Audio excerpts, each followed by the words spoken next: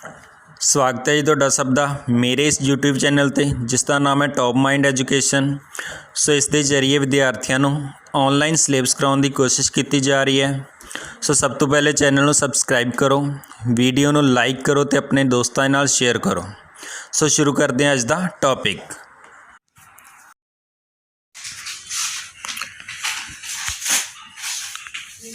सो अज आपां करन जा रहे हैं जी रूपक अलंकार।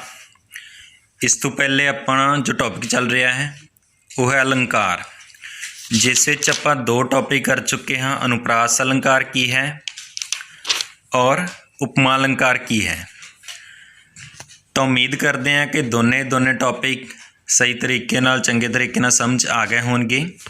सो उस तो अगे रूपक अलंकार की हुंदा है, इसकी परिभाषा ते उदाहरण दे के व्याख्या करो। सो ये वाला जो अलंकार है उपमा अलंकार दे नाल काफ़ी हद तक मिलता जुलता है। क्यों मिलता जुलता है वो इस दे चर्चा करांगे। रूपक अलंकार उपमा अलंकार दे नाल आम तौर पर मिलता जुलता ही है। रूपक अलंकार विच दो वस्तुओं की तुलना करके दोहां विच एक साझा गुण इस तरह दस्सिया जाता है कि उन्हां दोहां वस्तुओं विच फर्क मिट जाता है अते दोहां विच एक मिकता अते एक रूपता उत्पन्न हुंदी है। हुण प्यारे विद्यार्थियों देखो, उपमा अलंकार दे विच असीं पढ़िया सी कि चार तत्त हुंदे हैं और इहदे विच की अंतर है कि रूपक अलंकार दे सिर्फ दो तत्तां दा ही सुमेल हुंदा है। उन्हां दोहां तत्तां नूं इस तरीके नाल पेश किया जाता है कि दोहां विच जिहड़ा फर्क मिट जाता है और फर्क मिटन दे नाल उन्हां विच की पैदा हुंदा है, एक रूपता और एक मिकता पैदा हो जाती है।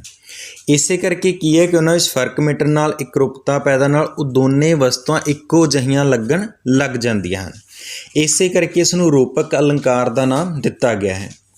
इसकी परिभाषा किवें लिखांगे? जिथे उपमेय ते उपमान विच एक रूपता ते अभेदता वर्णन की जाती है, उत्थे रूपक अलंकार पैदा हुंदा है। जदों आपां दो वस्तुआं दे जिथे पहली वस्तु उपमेय जिहदी तुलना करनी है, उपमान जिस नाल तुलना करनी है, दोनों विच एक रूपता ते अभेदता वर्णन की जाती है, तो उत्थे की पैदा होएगा? अपने आप ही रूपक अलंकार पैदा होवेगा। सो ये कहते कविता में जिस चीज़ का वर्णन किया जा रहा है उसनूं उपमेय आख्या जाता है अते उपमेय नाल जिस होर चीज़ ਜਾਂ वस्तु ਨੂੰ ਮੇਚਿਆ ਜਾਂਦਾ ਹੈ ਜਾਂ तुलना की जाती है उसनूं उपमान कहा जाता है। इस तरह जदों कवि उपमेय ते उपमान नूं एक रूप दिंदा है तां रूपक अलंकार की सिरजना हुंदी है। इहदे विच एक छोटी जी उदाहरण दित्ती गई है, कविता दीआं तुक्कां जो दित्तियां गईयां हन अपने कोल, ये तुसीं याद करनी है। छोटी जी बिल्कुल उदाहरण है, चांदी तेरा रंग है सोना तेरे वाल। तो इस विच की दस्सिया गया है? इस बंद विच चांदी ते रंग विच ते सोना ते वाल विच कोई फर्क नहीं रहन दिता गया। दो अलग अलग चीज़ां दर्शाउण की कोशिश की गई है, चांदी ते रंग और दूसरा सोना ते वाल। इन्हां दोनों विच अलग अलग तरीके नाल इस रूपक अलंकार नूं पेश किया गया। अगे कहंदा चांदी भी चिट्टी है ते रंग भी चिट्टा है, दोहां दे रंग की सांझ करके अपने आप नूं एक दूजे विच अभेद कर लिया है।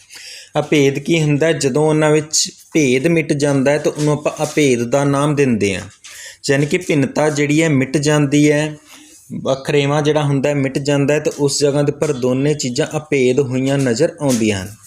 इस तरह सोना भी चमकदा है ते वाल भी, दोहां ने अपने आप नूं एक दूजे विच अभेद कर लिया है।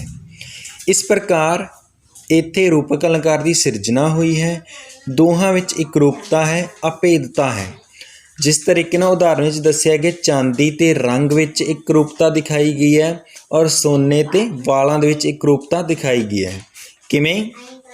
जिस तरह कहंदे चांदी भी चिट्टी है और रंग भी चिट्टा है, उस तरीके नाल सोना ते वाल, सोना भी चमक रहा है और वाल भी चमक रहे हैं। दोनों विच की है? एक भेदता दिखाई गई है। तो इस तरीके नाल अपने कोल जो अलंकार से तीन दे तीन अलंकार जिहड़े है कंप्लीट हो चुके हैं। अनुप्रास अलंकार, उपमा अलंकार और रूपक अलंकार। 11वीं क्लास के सिलेबस के तिन्ने ही अलंकार जिहड़े है दिते गए हैं और इन्होंने इस तरीके नाल परिभाषा अर्थ दस के परिभाषा दस के फिर एक कविता दीआं तुक्कां ਦੱਸਣੀਆਂ ਤਾਂ ਹੀ ਪ੍ਰਸ਼ਨ ਜੋ ਆਪਣੇ ਕੋਲ ਕੰਪਲੀਟ ਹੋਣਗੇ। ਸੋ ਅੱਜ ਦਾ ਜੋ ਅਲੰਕਾਰ ਵਾਲਾ ਟੌਪਿਕ ਆਪਣਾ ਇੱਥੇ ਹੀ ਕੰਪਲੀਟ ਹੁੰਦਾ ਹੈ। ਅੱਗੇ ਇੱਕ ਨਵਾਂ ਟੌਪਿਕ ਕਰਵਾਉਣ ਦੀ ਕੋਸ਼ਿਸ਼ ਕਰਾਂਗੇ।